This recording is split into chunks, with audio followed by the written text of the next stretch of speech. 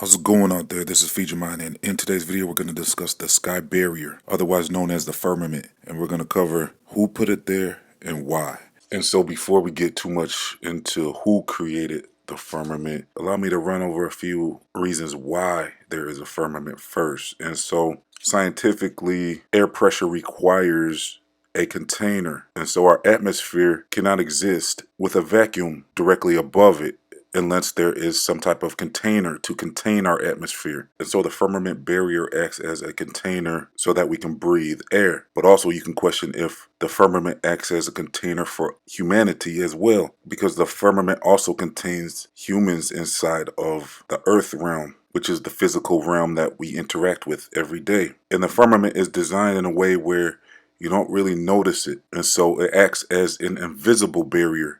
Because if the firmament was obvious, humanity would be spending all of their time trying to figure out what's on the other side of the firmament instead of going about daily life. And so I see the firmament kind of like a planetarium where the dome ceiling contains the stars and the planets. So we discussed in my previous videos how planets are not solid objects, so you're going to have to get caught up on that if you're not caught up yet. But pretty much the firmament barrier contains what appears to be a limitless, vast universe outside of it, but actually it's the decorations of the night firmament. And during the daytime, the firmament is lit up with a blue sky that some might suspect is waters above the firmament. But either way, during the night and the day, the firmament doesn't appear to be a barrier. It actually appears to us as a possible endless universe. And some people have questioned whether it's designed that way so that humanity isn't aware that we are actually contained in a limited earth realm. And so, for example, in a zoo, if there's a wilderness habitat where the animals do not realize that they're in an actual controlled environment, the animals are able to run freely. But if the animal is caged up in a zoo area with visible bars in front of them, they just pace back and forth and they feel like they're contained within a particular area, and that limits natural behavior. And so another reason why the firmament barrier might be there is because it might act as a fourth wall. Kind of like in a room with a two-way mirror, where if you're on the inside of the room, it looks like it's just a mirror, but really on the other side, there's people watching you. You can also reference the Jim Carrey movie called The Truman Show, where there's a fourth wall barrier. And they use fourth walls on movie sets as well, where the movie set will be set up like a house. And so when you're watching the TV show on television, all you see is a house, but really there's an audience on the fourth wall that they never showed during the television show, because that's where the audience sits and that's where the cameras are and stuff. So the firmament barrier might act as a fourth wall. And it's possible that Nebuchadnezzar figured that out during the times of Babylon, because it is said in the Bible that all of the countries came together and started building a tower up to the heavens because they felt like there was something on the other side of the sky barrier. And they wanted to break through this sky barrier and see what's on the other side. And so if the firmament is the fourth wall barrier, would that make us like a video game or a movie or something? It's very possible. Also, the barrier might act as a divider between realms. And so we just discussed several reasons why the firmament barrier is there. So now let's get into who put it there.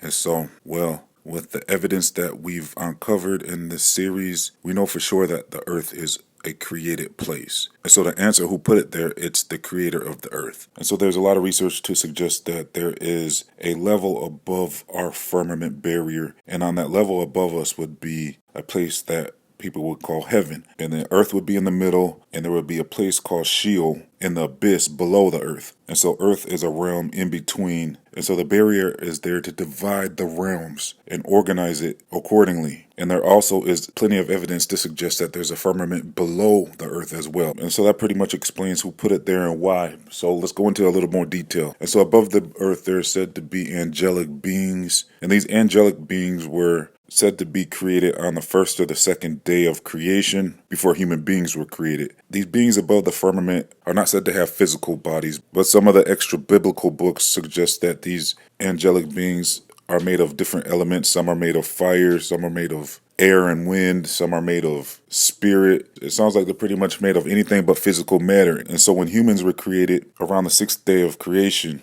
it is said that some of these angels became very interested in these physical creatures called human beings. And so it is said about a third of them had wanted to come down and interfere with the physical realm and experience what it's like to be in a physical body. So it is said that they came down to the earth realm and ended up getting banished out of heaven for what they did. And so when they came down and started tampering with human beings in the physical realm, they soon found out that they weren't able to go up above the firmament and back into heaven. And so they were no longer freely able to travel back and forth between realms. And so they became imprisoned beneath the firmament. And so the firmament barrier became a prison to the angels. And so as these angels were roaming the earth, they became leaders and were said to be titans. And so the giants were said to be the offspring of these fallen angels. And so these beings were said to be physical giants because they were part human and part angel. Deeper research suggests that the titans, who were the fallen ones, were able to manifest physically as well. And it's possible that as soon as they entered the earth realm, they might have become physical beings. And so after the flood of Noah, it is said to have wiped out all of the titans, which were the fallen angels manifested here on earth in physical form. And so when these titans fell, some say that these titans are now part of the landscape of earth, and a lot of the mountains that we see are actually the fallen titans. And the spirits that were animating these titans were said to be kicked below the earth firmament. And so they were booted out of this earth plane to the plane down below. And so as we mentioned before, there's a firmament beneath the earth. And so that's where these titans, which were the fallen angels, were said to have been banished beneath the earth in a place called Tartarus. And some say they were banished to the abyss. But whatever place this was, it's said to be beneath the earth. And there's a barrier that separates them from being able to come back up to the earth level. And as far as the giants, which were the offsprings of these titans, these giants' souls were abominations, so they were said to not have gone beneath the earth with the fallen angels. When the giants of the earth died in the flood, the spirits of these giants are said to be what we consider demons today. And so when people experience ghosts, apparitions, and all types of paranormal experiences, these are said to be the spirits that were dwelling in the giants, which were the offsprings of the fallen ones. The Conjuring movie series is said to be based on actual events that you can literally look up and see the documentation that these events actually occurred. And so this movie series actually documents evidence of paranormal activity in the spiritual realm. And so these demons are said to be spending their time trying to get back up to the heaven level, which is our sky firmament barrier. And they can't seem to get through it. And so the apocryphal Book of Solomon and other extra biblical texts suggest that when people see meteors and stuff like that, that's these demons that are trying to get into the heaven area near the sky barrier, and eventually they end up getting booted back down to the surface level of earth. And that's what people see as meteors sometimes. So it's possible that these demons are influencing mankind to create different types of technologies like CERN and the HARP program and other types of technologies in order to try to create portals in order to try to break through the sky barrier firmament. And so when you see technology like HARP, it's possible that they're trying to heat up and charge the dome firmament in order to create a hole through it in order to bust through the sky barrier. And then when you see technology like CERN, it's possible that they're trying to influence mankind to create portals to get through the sky barrier, because they figure that they can't break through it no matter how hard they try. Because back around the 60s, there was Operation Fishbowl and Operation Dominic and a few other programs where they attempted to use high altitude explosives in order to break through the firmament, but were unsuccessful in doing so. So they've pretty much figured they can't break through it with any type of physical technology, so now they're attempting to use alternative options.